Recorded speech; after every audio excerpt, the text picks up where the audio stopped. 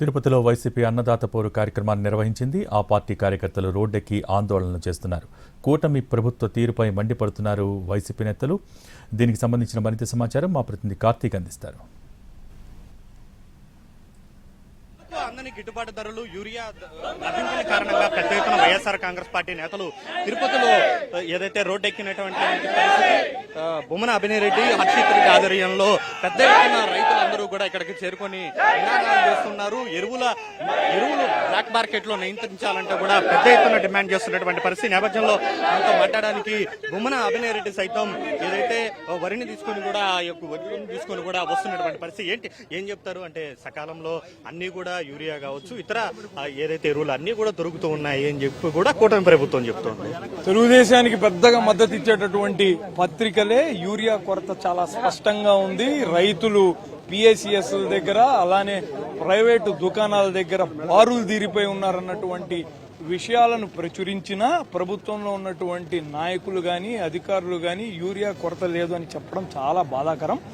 వాస్తవ పరిస్థితులు దీనికి చాలా భిన్నంగా ఉన్నాయి. 50% యూరియా ప్రభుత్వం సరఫరా చేస్తే 50% ప్రైవేట్ షాపులు సరఫరా చేయడం అన్నది మామూలుగా జరిగేటటువంటి తంతే. కానీ ఈ 50% ఏవైతే ప్రభుత్వ దుకాణాల్లో దొరకాలో అవేవి కూడా రైతులకు లభ్యంగా కాకపోవడము, ప్రైవేట్ దుకాణాల్లో పెద్ద ఎత్తున యూరియాలు దొరకడము, అక్కడ రైతులు బారులు తీరి ఉండడము, అది కూడా 267 రూపాయలు ఉండాల్సినటువంటి యూరియా బస్తాలు 600 రూపాయలకు పైగా బ్లాక్ మార్కెట్ లో అమ్ముడు కావడము, ఇవన్నీ కూడా పూర్తిగా రైతులకు యూరియా కొరత ఉందన్న విషయాన్ని స్పష్టంగా తెలియజేస్తున్నాయి.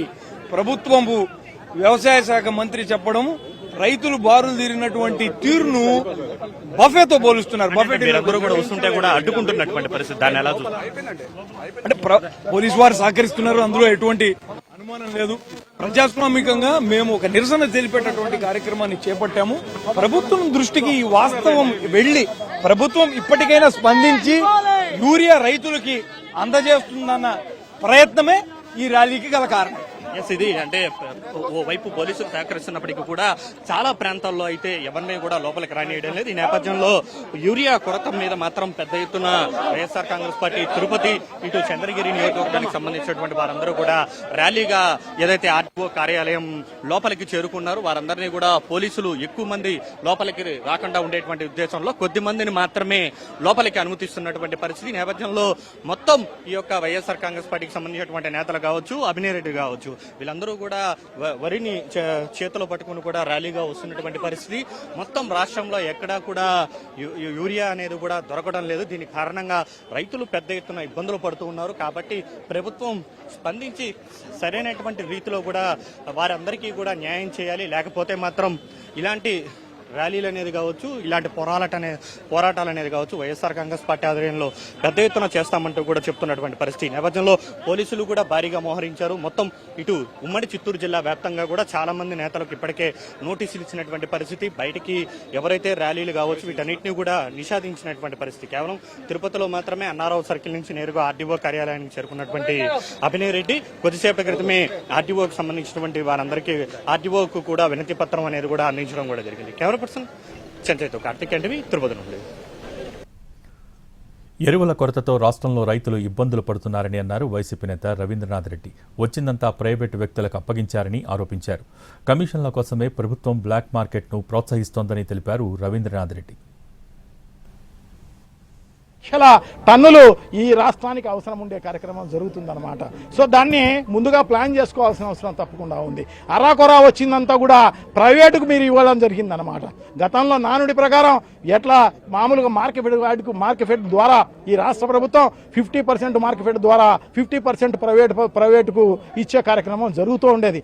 అటువంటిది ఈరోజు మార్కెట్కి ఇవ్వకోకుండా మీరందరూ కూడా ప్రైవేట్ చేసినందువల్లనే ఈరోజు ఇటువంటి ఇది పరిస్థితి ఏర్పడింది అని చెప్పి తెలియజేసుకుంటున్నా. సో బ్లాక్ మార్కెట్ అనేది మీరే ఎంకరేజ్ చేసే కార్యక్రమం. అంటే మీకు లంచాలు వస్తానయా, మీకు కమిషన్లు వస్తానయా, దానికోసమే మీరు ఈ రకంగా ప్రైవేట్కు ఇవ్వడం జరిగిందా ఏంటి అనేది తెలుసుకోవాల్సిన అవసరం తప్పకుండా ఉంది. దాదాపు 7-8 లక్షల టన్నులు ఈ రాష్ట్రానికి అవసరం ఉండే కార్యక్రమం జరుగుతుందన్నమాట.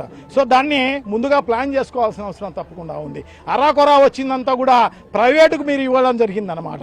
గతంలో నానుడి ప్రకారం ఎట్లా మామూలుగా మార్కెట్ ద్వారా కడప జిల్లా బద్వేల్లో ఎరువులను బ్లాక్ మార్కెట్కు తరలిస్తున్నారంటూ అన్నదాత పోరు పేరుతో నిరసన ర్యాలీ చేపట్టారు వైసీపీ కార్యకర్తలు.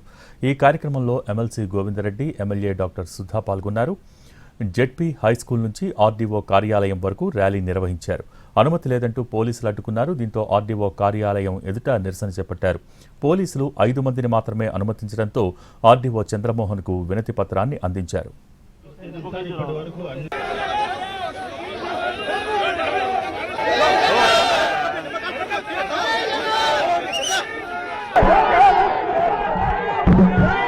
కేబుల్